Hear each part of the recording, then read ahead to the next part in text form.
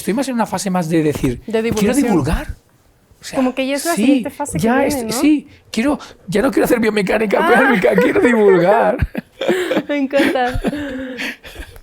Muy bien, pues bienvenido de nuevo, David, a este Gracias podcast. A vosotros por invitarme, un placer, como siempre, venir a México. Estamos de nuevo en Humanizando la Fisioterapia. En esta ocasión hablaremos sobre la fisioterapia pélvica dirigida a hombres cisgénero. Entonces, buen tema. Sí.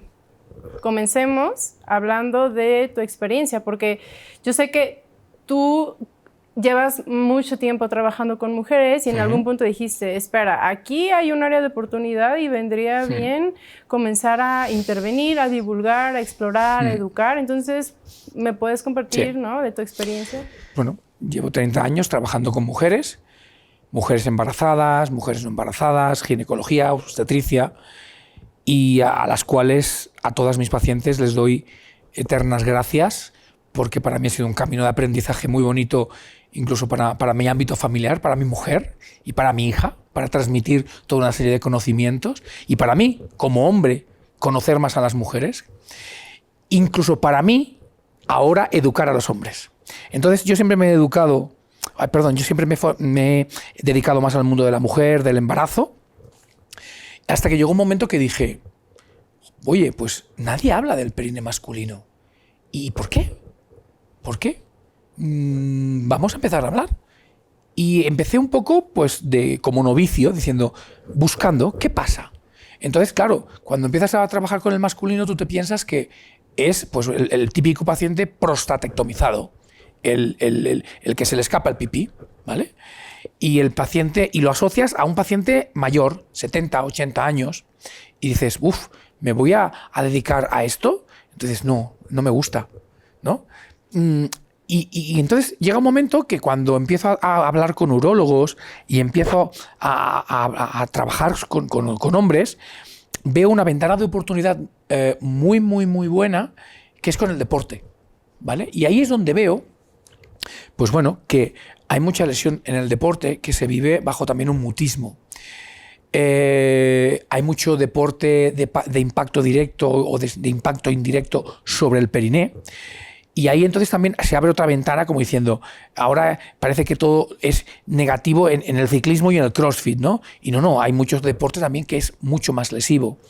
Entonces, ahí se abre una gran ventana de oportunidad que ya no es de pensar la fisioterapia masculina o la fisioterapia en el suelo pélvico masculino va a ser un prostatectomizado, sino que hay un ambiente del mundo del deporte y añadiríamos en el mundo de la sexualidad masculina, que aún se vive con más mutismo, porque claro, evidentemente tú vas al gimnasio con nuestro ego masculino, con nuestra masculinidad ahí presente, y claro, cuando hacemos unas cervezas, los hombres, ¿quién se atreve a decir tengo una disfunción eréctil?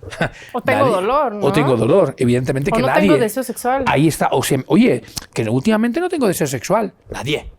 Todos somos machos alfas y todos somos, pues, aquí marcando el tipo, ¿no? Pero te das cuenta que es falso. Vivimos en un... yo creo que aquí hay una gran ventana de oportunidad en el mundo de la fisioterapia y en el mundo de la educación sexual masculina, que es un mundo que doy gracias a que haber trabajado a las mujeres, porque ahora mi intención es educar a los hombres para que aprendan de la sexualidad de las mujeres. O sea, lo que yo he aprendido durante 30 años con mis pacientes femeninas y todas mis pacientes, les doy las gracias porque esa transmisión es decir, a ver, perdona, a ti te pasa esto, pero ¿tú sabes por qué le pasa a tu mujer esto? Porque es que a mí me han dicho ellas que pasa esto. Claro, yo tampoco lo desconocía, ¿no? Entonces, es como un recorrido y una comunicación. Pero creo que la fisioterapia pélvica masculina es algo con mucho futuro, con poco conocimiento, muy poquito, se empieza, al cual invito a los fisioterapeutas que se formen, porque es una ventana de oportunidad, como hace años pasaba con la mujer, igual. Pero claro, ahí tenemos que trabajar mucho nosotros, los hombres. los hombres pues para bajar ese ego masculino. Pero bueno, desgraciadamente todavía vivimos en una sociedad muy machista. ¿Y qué pasa? Que al hombre le cuesta mucho de llegar a la consulta de la fisioterapia, primero porque evidentemente lo desconoce. A mí un fisio es por un deseo sexual, porque me va a ayudar, ¿no? Pero se desconoce. Y no es así. Y no es así. Porque te sorprendes, y cada vez más, que con el tiempo que yo llevo, que tampoco de momento es tanto, unos 10 añitos, trabajando con hombres, me ha sorprendido muy gratamente, al cual ya también agradezco a los hombres masculinos, de que te llaman a la puerta de tu consulta para decir, oye, que me he enterado que tú haces esto y que tengo yo aquí un dolor y que me duele cuando voy en bici o cuando monto a caballo o cuando voy a correr me duele la ingle y que, oye, y que desde que hago un abdominal me noto un dolor en el testículo y que me duele el pene cuando voy en bici. Entonces ahí piensas, anda, pues oye, ya no solo es el prostático, sino que hay mucha patología que se asocia, ¿eh? Entonces creo que es un mundo muy nuevo por descubrir y con muchas posibilidades terapéuticas. Y a más, lo que también añado, que me ha sorprendido muy gratamente, me está sorprendiendo todavía y día a día, es la capacidad de recuperación tisular que tiene el perine masculino. O sea, evidentemente, claro, el perine femenino pues tiene una impregnación hormonal, tiene una lesión, podríamos decir. Pero bueno, puede haber una violencia obstétrica, ¿no? Como decíamos en otros podcasts. El perine femenino pues está más agredido pues por el parto, por la menstruación, por la impregnación hormonal. Es un perine como más activo, podríamos decir. El perine masculino es más simple.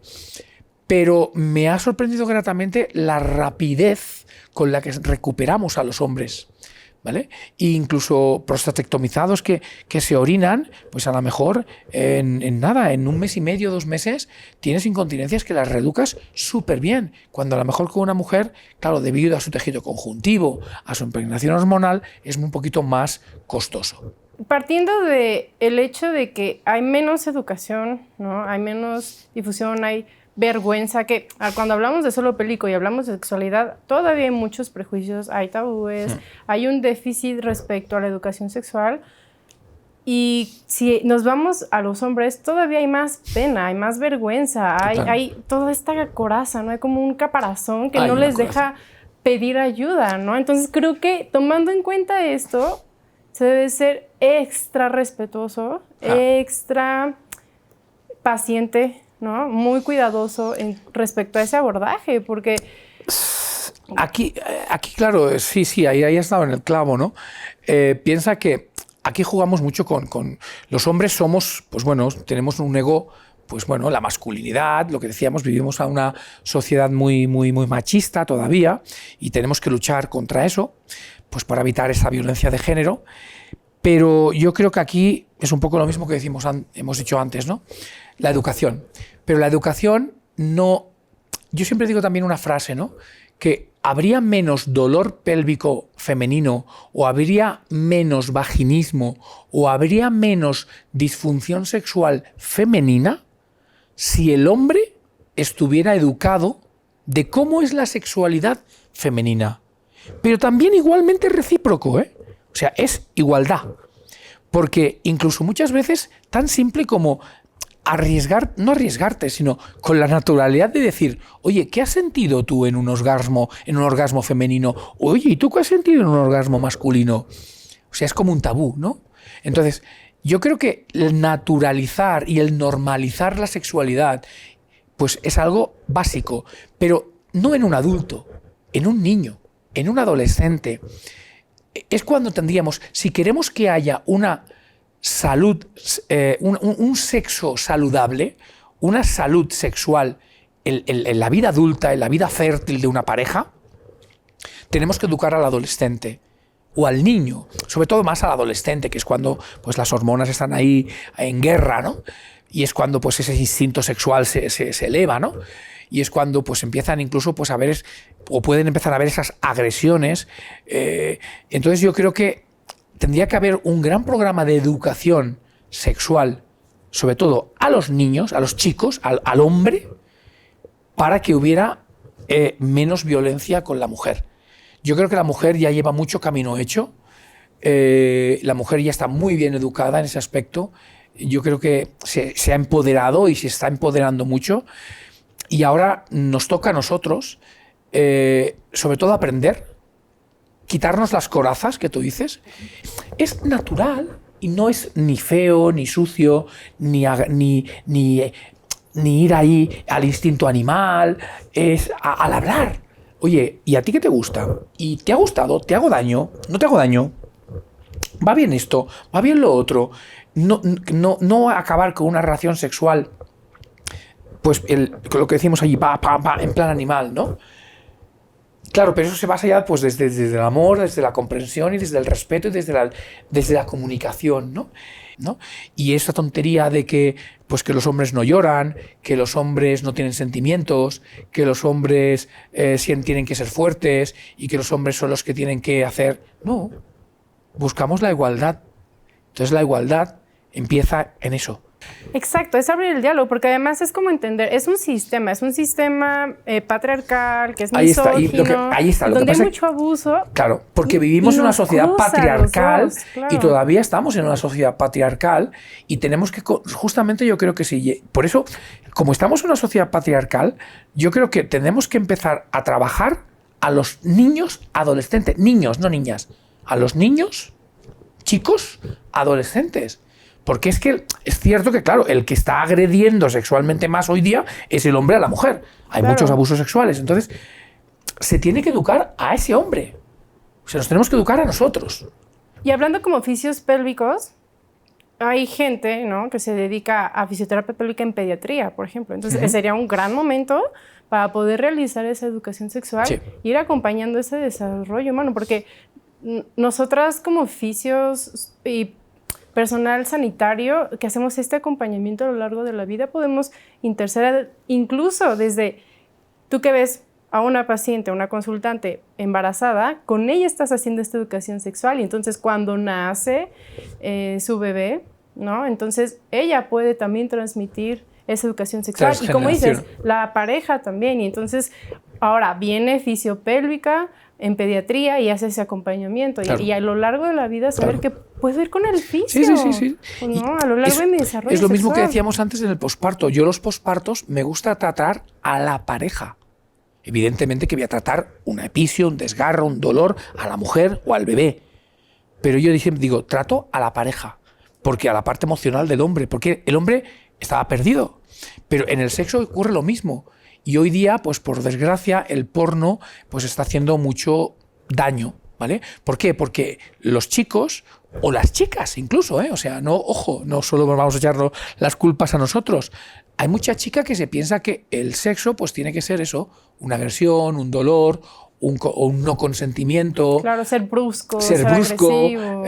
Y entonces incluso, pues bueno, no, o sea, pero eso lo tiene que conocer el niño adolescente y la niña adolescente. ¿Qué ocurre? Que, claro, a nivel de fisios, a nosotros no nos llegan disfunciones en niños, en adolescentes. Entonces, quizás nosotros podemos educar o podemos sociabilizar, pero esto tendría que llegar incluso a los clubes deportivos, a gente que son entrenadores físicos, que entrenan a adolescentes a un deporte, o que se hicieran incluso en las escuelas. Claro, con docentes. Es que yo siempre digo, tendría que haber, en edad de adolescencia, en las escuelas tendría que haber una asignatura. No es un día que vaya una persona a hablar de la sexualidad y a colocar un preservativo en un plátano. Eso no es educación sexual.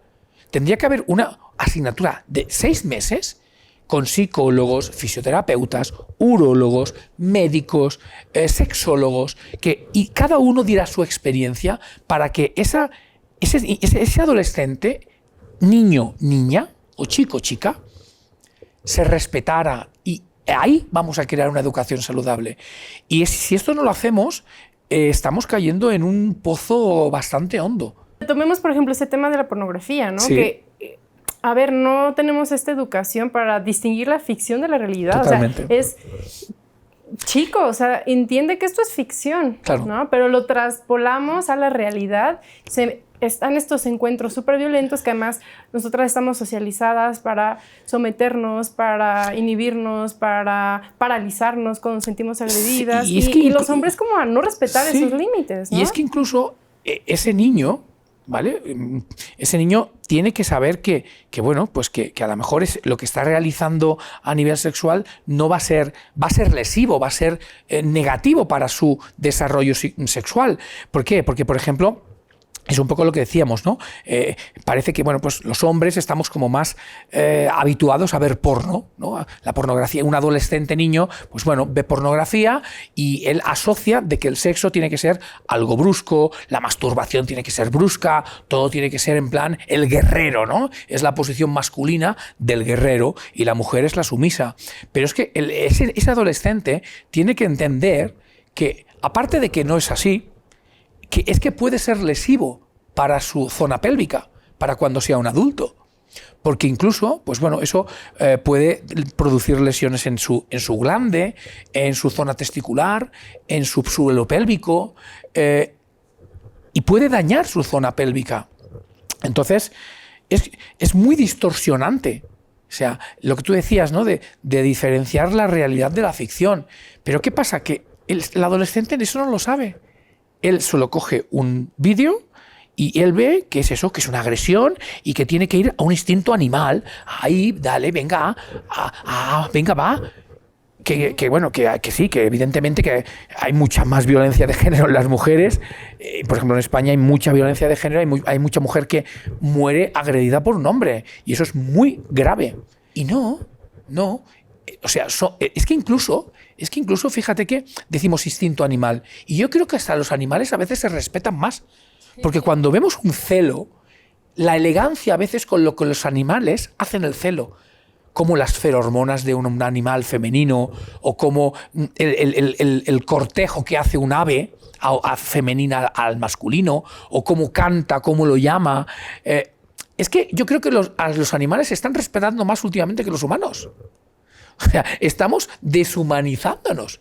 Porque si vemos el cortejo animal, es que llega a ser más elegante que lo que está sucediendo hoy día con los adolescentes. Como que estamos totalmente desconectadas, ¿no? Desconectados. Y justo creo que nosotros como personal sanitario, al estar en esta situación de desconexión, de disociación, que incluso, ¿no? Puede darse el caso que habremos pasado por alguna situación de violencia, no la procesamos, no la entendemos y comenzamos a replicarla, es importante que empecemos a trabajar en nosotros, ¿no? O sea, tu fisiopélvica, conoces tu suelo pélvico, trabájate, tu hombre fisioterapeuta que te vas a dedicar al área pélvica, empieza a construir un montón de esas cuestiones aprendidas para que no ejerzas esta violencia, empieza a educarte, ¿no? Esta educación sexual que no hemos tenido realmente. No hemos tenido. Y además, un tipo de paciente que me llega muy frecuentemente y que, claro, el mundo masculino es algo muy nuevo, ¿no? Entonces, cuando te llega un paciente, tú dices, bueno, y esto, y analizas, ¿no? Mi cabeza fisioterapéutica analiza el por qué está sucediendo esto. Y me está llegando mucho paciente ya, no adolescente, pero ya de 20, 25 años, ya un adulto, con eyaculación precoz. Y tú dices, ¡guau! ¿Y por qué una eyaculación precoz? Y piensa que justamente es un poco por a lo mejor si analizas en esa historia clínica de ese chico, claro, el chico te viene súper preocupado porque dice, claro, tengo mi edad sexual, pero es que tengo una eyaculación precoz y yo solo quiero recuperar ya. Entonces ahí es el buen momento para rascar en la historia clínica y decir, a ver, ¿cómo es tu masturbación? ¿O has caído en el hábito de la masturbación por la excitación de un porno? ¿Cómo te han educado para que tú tengas esa sexualidad? Porque normalmente la eyaculación precoz, fíjate que se basa en el sistema nervioso neurovegetativo. Porque si vamos a las bases fisiopatológicas, el sistema parasimpático, la calma, el sosiego, el amor, se basa en el parasimpático. El estrés, la rabia, el odio, la brusquedad, la guerra, se basa en el simpático. ¿Qué ocurre? Si tú tienes ahí un input simpático de guerrero, soy el guerrero, soy el macho man, soy el macho alfa y soy el bestia, evidentemente que vas a tener una eyaculación precoz. que quien domina la eyaculación es el sistema simpático y el que domina la erección es el parasimpático. Entonces, si tu cuerpo no lo neuromodulamos y tu cuerpo está simpático, vas a tener una eyaculación anticipada. Es por eso que básate más, por ejemplo, en el tocar tu sexualidad, tocar tus genitales con amor, con respeto a ti mismo, busca tus zonas erógenas, descúbrete a ti mismo. El sexo no es eso, pues el masturbarte como si fuera tu pene una rama de un árbol, ni tus genitales. Es así. Claro. Entonces, busca tus zonas erógenas, respétate a ti mismo como persona para luego poder respetar a tu prójimo. ¿Vale? Entonces, y es que eso, y en la eyaculación precoz, estoy recibiendo muchos pacientes jóvenes con eyaculación precoz por estados de hipersimpaticotonía. Y no olvidemos, la hipersimpaticotonía, el cortisol elevado, nos hace llegar a una eyaculación precoz. El estrés nos hace llevar a una eyaculación precoz. Entonces, tenemos que bajar ese estrés. Pero el estrés, la rabia es estrés, el miedo incluso muchas veces es paralizante, el odio, Entonces tenemos que decir, cálmate, cálmate. Porque tu eyaculación precoz es porque tú has aprendido que muchas veces el sexo tiene que ser agresivo, rabioso, o a lo mejor tú tienes un problema de rabia con tu personalidad, o con tu identidad sexual, o con tu cuerpo, o con tus genitales. ¿Te los has mirado? ¿Te gustan? O sea, es un poco como con esta pintura, ¿no? ¿Te gustan tus genitales? ¿Te los has mirado alguna vez? ¿Te gustan tus testículos? ¿Te gusta tu pene? O sea, son preguntas que, claro, en una consulta de fisioterapia a un paciente le puede decir, perdona, pero se te está yendo la cabeza. Si lo sacas de contexto, ¿no? Si tú le explicas, exacto. yo soy fisio-pélvico, ahí médico está. sexualidad. Pero si tú vas con el respeto claro. verbal, ya no hablamos del respeto tisular, si tú vas con el respeto verbal, si tú vas con el respeto tisular, si tú explicas las cosas al paciente y le dices, mira, esto que he dicho del simpático, del parasimpático, de las hormonas, el paciente va a decir, ostras, este sabe. Este me está explicando las cosas con un concepto fisiopatológico. Y ahora entiendo por qué a mí me pasa esa eyaculación precoz. Entonces voy a poner herramientas para modularlas. Claro, y justo parte de esta modulación, esta regulación es el entendimiento, ¿no? Porque, a ver, una persona que viene con una hipervigilancia, que viene, como dices tú, estresada porque dice, ¿qué me está pasando? Este catastrofismo, ¿por qué tengo esta eyaculación precoz? ¿No? Y entonces esto sigue retroalimentando este círculo vicioso y vamos, cuando tú le explicas, esto proviene de todo esto, se puede solucionar así, toma conciencia de tus hábitos, de qué te detona, No, de y tal. además es que tenemos herramientas fisioterápicas para modularlo. O sea, si estamos hablando de neuromodularlo, es que nosotros tenemos herramientas fisioterápicas para modular ese sistema nervioso neurovegetativo y para controlar esa eyaculación precoz o eyaculación retardada. Hay gente que dice, es que a mí me cuesta llegar a mi orgasmo, me cuesta llegar, chicos, me cuestan llegar a tener una eyaculación. No sé, es que no, me cuesta. Es lo mismo. Eso es fisiología. Es neurofisiología. Tenemos herramientas físicas y no físicas o electroterápicas para modular ese sistema nervioso neurovegetativo. Entonces, ahí hay un campo de acción muy amplio que tenemos que divulgar para que el paciente y los fisioterapeutas lo sepan. Claro, y ahí entonces es cuando dejas de ver un solo pélvico y ves a una persona. Siempre tienes que ver a una persona. Y porque curiosamente se nos repite, ¿no? Desde nuestra formación inicial como fisioterapeutas. Es que debes ver a la persona y debes ver a la persona, pero no es congruente con ya la práctica al abordar. Porque sí voy a ver a una persona, pero vienes a mi consulta y yo solamente veo esto. Pero y es que no te veo a ti. Eso, ¿no? es lo que en los diplomados, en los cursos, en los que nos dedicamos a la docencia, la mayor más que enseñarles técnicas, lo que tenemos es que educar a nuestros alumnos a que vean a que no vean una vulva, a que no vean un pene, a que no vean un elevador del ano, a que vean una persona. Y que ese elevador del ano, esa vagina, ese pene, ese clítoris, esa disfunción sexual está con una disrupción porque hay un contexto externo, endógeno o exógeno. Entonces, eso es lo que tenemos que, una de nuestras funciones como docentes transmitir a nuestros alumnos. No solo es muevo esto porque se mueve y entonces somos mecánicos, no somos fisioterapeutas. Ese es mi concepto de la fisioterapia pélvica y en global. Y claro, porque lo que se hace en aula es lo que se hace fuera. Si en el aula tú estás enseñando que no hay un respeto a la privacidad, Justo. que no va a haber un respeto al consentimiento de la persona, que no vas a escuchar sus necesidades, cuáles son sus motivaciones, todo eso es parte del apego al tratamiento, ¿no? Es lo mismo que decíamos antes. Si queremos una sexualidad de un adulto sana, tenemos que educar al adolescente. Si yo quiero que mi alumno trate a su paciente de forma educada, respetuosa y sana, soy yo como docente el que tengo que educar como si fuera mi hijo, para que haya una información transgeneracional. Claro. En esa educación. Así como lo hacemos aquí, vas a salir y lo vas a hacer afuera, ¿no? Entonces, si yo educo mal a mi alumno, lo hará mal. Si yo educo bien a mi alumno hará bien a su paciente. Y ahora, vamos cerrando, hablando de esa perspectiva, ¿no? De salutogénesis, cómo dirigirnos hacia la sanación, como en este colectivo, ¿no? Como hombres. ¿Qué pasos a seguir en esta sanación y en esta reconexión, en este replanteamiento, en esta deconstrucción, ¿no? Lo has dicho. ¿Qué es lo que viene? Lo has dicho. Tenemos que, a ver, no tenemos que deconstruir al hombre, tenemos que construir a un nuevo hombre. Tenemos que crear una nueva masculinidad. O podríamos decir no una nueva masculinidad, tenemos que cambiar la masculinidad. ¿Vale? Como esta noción de raíz, justo, ¿no? Y todo lo que está asociado a ella. Quitar de nuestra mente el instinto animal más. Sí, como que hay una socialización de está bien ser violento. Ahí está, exacto. Y nosotras es como llora, ahí está, ponte triste, justo. sométete. O sea, parece que los chicos no lloran y las mujeres exacto, no tienen fuerza. Y yo es una cosa, por ejemplo, que se lo he transmitido siempre a mi hijo y a mi hija. O sea, oye, que los chicos lloran, que no pasa nada. Que no pasa nada y no te dé vergüenza. Y me acuerdo que mi hijo iba al cine y veía al Rey León.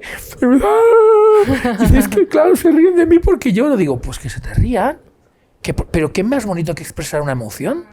Tenemos que construir una masculinidad sana. Y eso es algo muy, muy importante. Y la masculinidad sana se basa o se crea, bajo mi concepto, desde la sensibilidad masculina. Porque los hombres no tenemos tendencia a ser sensibles. O sea, ese como yo que tenemos que ser el padre, el patriarcado, el que manda. No. O sea, tenemos que ser hombres con nuestra sensibilidad masculina, igual que ustedes tienen su sensibilidad femenina.